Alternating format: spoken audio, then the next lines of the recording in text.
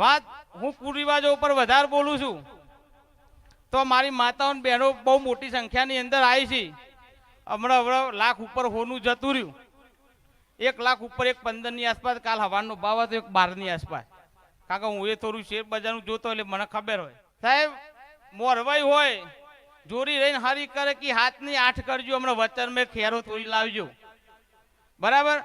હવે આપણે સમજવાનું છે કે ભાઈ 7 દાગીના કરવા કે ઓછા કરી 2 દાગીનો પતાઈ અને આપણું ચોક નેતારું ટેબારું વધ્યું હોય એર્યું આપણું સહી સલામત રહ અને હાથમાં આપણે 2 કરીએ અને 2 ની અંદર આપણે છોકરો કે દીકરી પહેણાઈ અને આપણા સમાજનું નામ રોશન કરીએ. કારણ કે 7 દાગીનાની અંદર અત્યારે 4 દાગીના હોનાના થઈ જશે.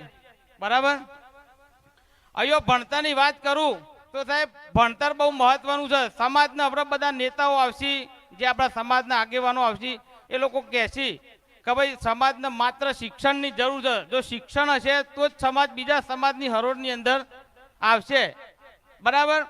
આવા એક ધમેડા ગામની અંદર દિવાળીનું ટોણું હતું અને 10 સાડા 10 જમાઈ તેરવા આયા દીકરીને. જમાઈ આયા મોડી 2 એટલે કોનતામાં હતો કીધું કે આવો જમાઈ. કોઈનું નોમ તો નહીં ને. પાવું નોમ હશે તો હવે ચોક ઊભો થઈને ક્યાંક બે સોનું મારું નોમ દી દેવાનું. બરાબર. કોનતામાં કીધું કે આવો બેહો. બેહા જમાઈ. જેવા જમાઈ આવીને બેહેન બાજુમાં ટપાલી આયા. ટપાલી ટપાલ આલી કોનતામાં. થોડું જમાઈને આગુ બાજુ થયું એટલે જમાઈ થોડા આગા પાછા થઈને કોનતામાં ટપાલ આલી દીધી. જમાઈ થોડો રોયા જેવા થયા એટલે કોનતામાં એવું થયું કે નક્કી કોક દિવાળી ટોણા આપણું હગું વાલું જીવ.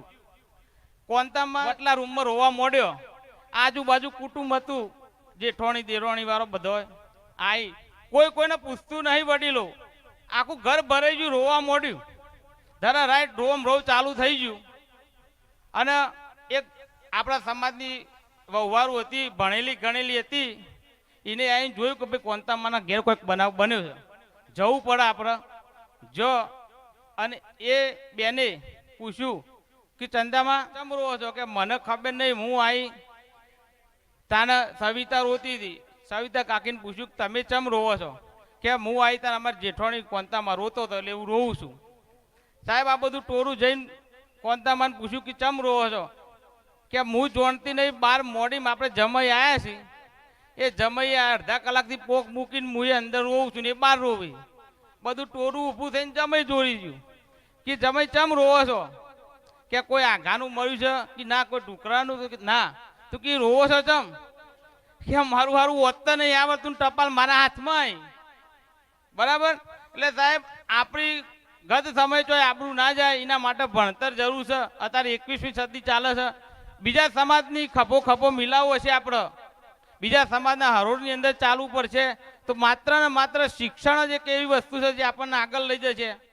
અહીંયા મારી વાણીને વિરામ આપું છું. અહીંયા ધીરે ધીરે મહેમાનો આવી રહ્યા છે, આગેવાનો આવી રહ્યા છે, એ આપણને સારી સમજણ આપશે. આ સ્નેહ મિલન કાર્યક્રમ સફળ થાય એવી માણસા તાલુકા ઠાકોર સમાજ અને ઠાકોર સેના વતી દરેકને શુભેચ્છાઓ. જય હિન્દ, જય ભારત, જય જય ગરવી ગુજરાત.